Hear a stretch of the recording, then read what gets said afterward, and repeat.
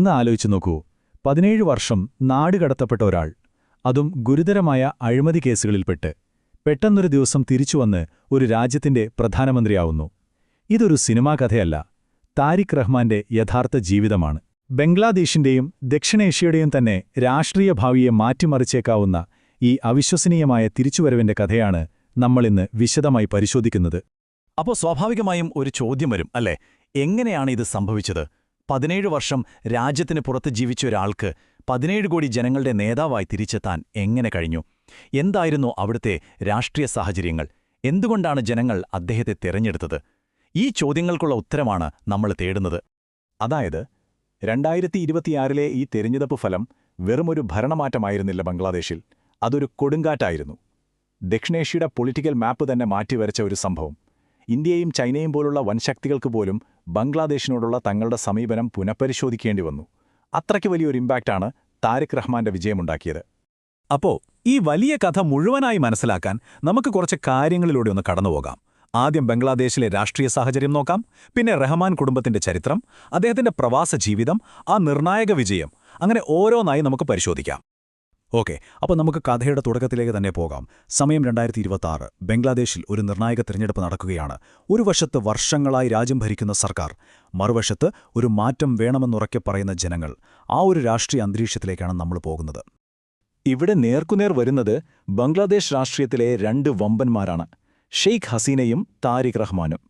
ഇത് വെറും രണ്ട് പാർട്ടികൾ തമ്മിലുള്ള പോരാട്ടമായി കാണരുത്. പതിറ്റാണ്ടുകളായി തുടരുന്ന രണ്ട് രാഷ്ട്രീയ കുടുംബങ്ങൾ തമ്മിലുള്ള അധികാര വടംവലിയുടെ ഏറ്റവും പുതിയൊരു അധ്യായമായിരുന്നു അത്. ഒരുപാട് കാലം രാജ്യം ഭരിച്ച അവാമി ലീഗിനെ താഴെയിറക്കി BNP അധികാരത്തിൽ വരുന്നത് ശരിക്കും ഒരു യുഗത്തിന്റെ അവസാനം തന്നെയായിരുന്നു.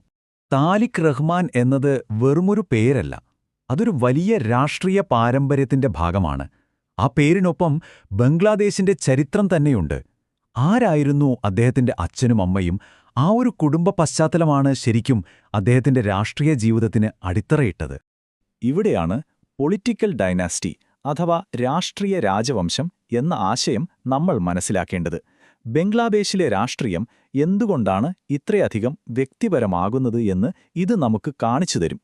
ഇത് വെറും രണ്ട് പാർട്ടികൾ തമ്മിലുള്ള പ്രശ്നമല്ല, രാജ്യത്തിന്റെ സ്ഥാപക നേതാവിന്റെ കുടുംബവും ഒരു മുൻ പ്രസിഡന്റിന്റെ കുടുംബവും തമ്മിലുള്ള ഒരു ചരിത്രപരമായ പോരാട്ടം കൂടിയാണ്. ഈ ടൈം ലൈൻ ഒന്ന് നോക്കിയേ. 1978 അച്ഛൻ പാർട്ടി സ്ഥാപിക്കുന്നു. 1991 അമ്മ രാജ്യത്തെ ആദ്യ വനിതാ പ്രധാനമന്ത്രിയാവുന്നു. പിന്നെ 2000 താരിഖ് റഹ്മാൻ തന്നെ പാർട്ടിയിലെ വലിയ നേതാവാകുന്നു. ഒടുവിൽ 2026 അതേ പ്രധാനമന്ത്രി കസേരയിലേക്ക് എത്തുന്നു. ഇതിൽ നിന്ന് ഒരു കാര്യം വ്യക്തമാണല്ലേ, റഹ്മാൻ കുടുംബം ബംഗ്ലാദേശ് രാഷ്ട്രീയത്തിൽ എത്രത്തോളം ആഴത്തിൽ വേരൂന്നിയിട്ടുണ്ടെന്ന്. തലമുറകളായി കൈമാറി വരുന്ന ഒരു രാഷ്ട്രീയ പാരമ്പര്യമാണിത്. പക്ഷേ ഈ അധികാരത്തിലേക്കുള്ള വഴി അത്ര എളുപ്പമൊന്നുമായിരുന്നില്ല. അതിനു മുമ്പ് അദ്ദേഹത്തിന്റെ ജീവിതത്തിലെ ഏറ്റവും വലിയ വെല്ലുവിളികളെ നേരിടേണ്ടി വന്നു. 17 വർഷം നീണ്ടുനിന്ന പ്രവാസ ജീവിതം, അദ്ദേഹത്തിന്റെ രാഷ്ട്രീയ ഭാവി തന്നെ ഇല്ലാതാക്കാൻ ശേഷിയുള്ള ഒരുപാട് കേസുകൾ. അതായിരുന്നു ആ കാലഘട്ടം. 17 വർഷം. ഓർക്കണം, ഒരു രാഷ്ട്രീയ നേതാവ് സ്വന്തം നാട്ടിൽ നിന്ന് ഇത്രയും കാലം വിട്ടുനിൽക്കുകയാണ്. ജനങ്ങളുമായുള്ള ബന്ധം നഷ്ടപ്പെടാൻ ഇതിൽ കൂടുതൽ എന്തു വേണം? ലണ്ടനിലിരുന്ന് അദ്ദേഹം നേരിട്ടത് നിയമപരമായ പ്രശ്നങ്ങൾ മാത്രമല്ല, വലിയ രാഷ്ട്രീയ ഒറ്റപ്പെടൽ കൂടിയായിരുന്നു. അദ്ദേഹത്തിനെതിരെയുള്ള ആരോപണങ്ങൾ അത്ര നിസ്സാരമായിരുന്നില്ല. അഴിമതി, കള്ളപ്പണം, പിന്നെ 2004 ഗ്രനേഡ് ആക്രമണത്തിൽ പങ്കുണ്ട് എന്നുവരെയുള്ള ഗുരുതരമായ കേസുകൾ. ഈ കേസുകളാണ് അദ്ദേഹത്തെ വർഷങ്ങളോളം രാജ്യത്തിന് പുറത്തു നിർത്താൻ കാരണമായത്. പക്ഷേ അദ്ദേഹത്തിന്റെ പാർട്ടിയായ BNP എപ്പോഴും പറഞ്ഞുകൊണ്ടിരുന്നതൊരു കാര്യമാണ്, ഇതെല്ലാം രാഷ്ട്രീയ പകപോക്കലാണ്, തങ്ങളുടെ നേതാവിനെ ഒതുക്കാനുള്ള അടവാണ്. പക്ഷേ അവിടെയാണ് കഥയിലൊരു ട്വിസ്റ്റ് വരുന്നത്. അവാമി ലീഗ് സർക്കാർ താഴെ പോയതിനു ശേഷം 2024 കോടതികൾ റഹ്മാനെതിരെ ഉണ്ടായിരുന്ന എല്ലാ കേസുകളിൽ നിന്നും അദ്ദേഹത്തെ കുറ്റവിമുക്തനാക്കി. അതോടെ അദ്ദേഹത്തിന് ബംഗ്ലാദേശിലേക്ക് തിരികെ വരാനുള്ള വഴി തുറന്നു. അപ്പോൾ നിയമപരമായ തടസ്സങ്ങളെല്ലാം മാറി. ഇനി നമ്മൾ നേരെ പോകുന്നത് കഥയുടെ ക്ലൈമാക്സിലേക്കാണ്, 2026 ആ ചരിത്രപരമായ തിരഞ്ഞെടുപ്പിലേക്ക്. എങ്ങനെയാണ് BNP ആ വമ്പൻ വിജയം നേടിയത്? അപ്പോൾ എന്തായിരുന്നു ഈ വിജയത്തിന് പിന്നിലെ കാരണങ്ങൾ? നമുക്ക് നോക്കാം. 1, രാജ്യത്തെ സാമ്പത്തികാവസ്ഥ വളരെ മോശമായിരുന്നു. 2, വർഷങ്ങളായുള്ള ഒരേ ഭരണത്തിൽ ജനങ്ങൾക്ക് വലിയ മടുപ്പുണ്ടായിരുന്നു. ഒരു മാറ്റം വേണമെന്ന് എല്ലാവരും ആഗ്രഹിച്ചു. മൂന്നാമതായി, ഈ അവസരം മുതലെടുത്ത് പ്രതിപക്ഷം ഒറ്റക്കെട്ടായി നിന്നു. ഇതെല്ലാം കൂടി ഒത്തുവന്നപ്പോഴാണ് BNPക്ക് അങ്ങനെയൊരു വിജയം നേടാൻ കഴിഞ്ഞത്. ആ വിജയത്തിന്റെ വലിപ്പം എത്രയായിരുന്നു എന്ന് ഈ കണക്കുകൾ പറയും. 300-ൽ 209 സീറ്റുകൾ. ചിന്തിക്കാൻ പറ്റുമോ? ഇത് വെറുമൊരു ജയമായിരുന്നില്ല, അതൊരു രാഷ്ട്രീയ സുനാമി തന്നെയായിരുന്നു. അതുകൊണ്ടാണ് ഇതിനെ ചരിത്രത്തിലെ ഒരു ലാൻഡ്സ്ലൈഡ് വിക്ടറി അഥവാ വൻവിജയം എന്ന് പറയുന്നത്. ഓക്കെ, അപ്പോൾ ബംഗ്ലാദേശിലെ ആഭ്യന്തര രാഷ്ട്രീയം നമ്മൾ കണ്ടു. ഇനി നമുക്ക് ഇതിന്റെ അന്താരാഷ്ട്ര തലത്തിലേക്ക് വരാം. താരിഖ് റഹ്മാൻ പ്രധാനമന്ത്രിയാവുന്നത് അയൽരാജ്യമായ ഇന്ത്യയെയും ഈ മേഖലയെയും എങ്ങനെയാണ് ബാധിക്കുക?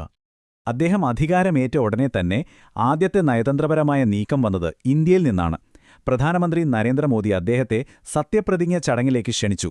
ഇതൊരു വലിയ കാര്യമായിരുന്നു, കാരണം ചരിത്രപരമായി BNPയും ഇന്ത്യയും തമ്മിൽ അത്ര നല്ല ബന്ധമല്ല ഉണ്ടായിരുന്നത്. അപ്പോൾ ഈ ക്ഷണം ഒരു പുതിയ തുടക്കത്തിനുള്ള അവസരമായിരുന്നു, ഒപ്പം ഒരു വലിയ പരീക്ഷണവും.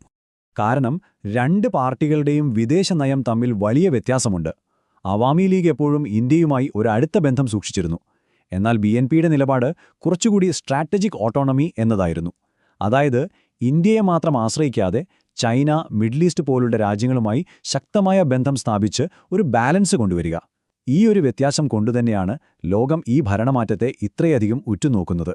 അതുകൊണ്ടുതന്നെ അതിർത്തിയിലെ കാര്യങ്ങൾ, വ്യാപാര കരാറുകൾ, സുരക്ഷാ സഹകരണം, ഇതുപോലുള്ള പല വിഷയങ്ങളിലും പുതിയ സർക്കാർ എന്ത് നിലപാടെടുക്കും എന്നതിനെ ആശ്രയിച്ചിരിക്കും ഇന്ത്യ-ബംഗ്ലാദേശ് ബന്ധത്തിന്റെ ഭാവി. പ്രത്യേകിച്ച് ബംഗാൾ ഉൾക്കടലിലെ തന്ത്രപരമായ നീക്കങ്ങളിൽ ബംഗ്ലാദേശിന്റെ റോൾ ഇന്ത്യക്ക് വളരെ നിർണായകമാണ്. അപ്പോൾ ഇന്ത്യയുടെ കാര്യം മാത്രമല്ല, നമുക്ക് ചിത്രം കുറച്ചുകൂടി വലുതാക്കി നോക്കാം. ഈ ഭരണമാറ്റം ദക്ഷിണേഷ്യൻ മേഖലയ്ക്ക് മൊത്തത്തിൽ എന്താണ് അർത്ഥമാക്കുന്നത്? ഈ വിജയം ദക്ഷിണേഷ്യൻ രാഷ്ട്രീയത്തിൽ ആകെ ചില ചലനങ്ങളുണ്ടാക്കും. ഉദാഹരണത്തിന്, ബംഗ്ലാദേശിന്റെ ആഭ്യന്തര ഭരണം എങ്ങനെ മാറും? ഈ മേഖലയിലെ നയതന്ത്ര ബന്ധങ്ങൾ എങ്ങനെ മാറും? ഇന്ത്യ-ബംഗ്ലാദേശ് ബന്ധത്തിന്റെ ഭാവി എന്താകും? ഇതെല്ലാം ദക്ഷിണേഷ്യൻ രാഷ്ട്രീയ സ്ഥിരതയെ തന്നെ ബാധിച്ചേക്കാവുന്ന പുതിയ കാര്യങ്ങളാണ്. ചുരുക്കത്തിൽ ഈ മേഖലയിൽ ഒരു പുതിയ കളിയാണ് തുടങ്ങാൻ പോകുന്നത്. അപ്പോൾ അവസാനം നമ്മൾ എത്തിനിൽക്കുന്ന ചോദ്യമിതാണ്: താരിഖ് റഹ്മാന്റെ ഈ ചരിത്രപരമായ തിരിച്ചുവരവ് ദക്ഷിണേഷ്യയിൽ പുതിയൊരു സ്ഥിരത കൊണ്ടുവരുമോ, അതോ പുതിയ ചില അനിശ്ചിതത്വങ്ങൾക്ക് തുടക്കം കുറിക്കുമോ? എന്തായാലും ഒരു കാര്യം ഉറപ്പാണ്: ബംഗ്ലാദേശിന്റെയും ദക്ഷിണേഷ്യയുടെയും രാഷ്ട്രീയം ഇനി ഒരിക്കലും പഴയതുപോലെയാവില്ല.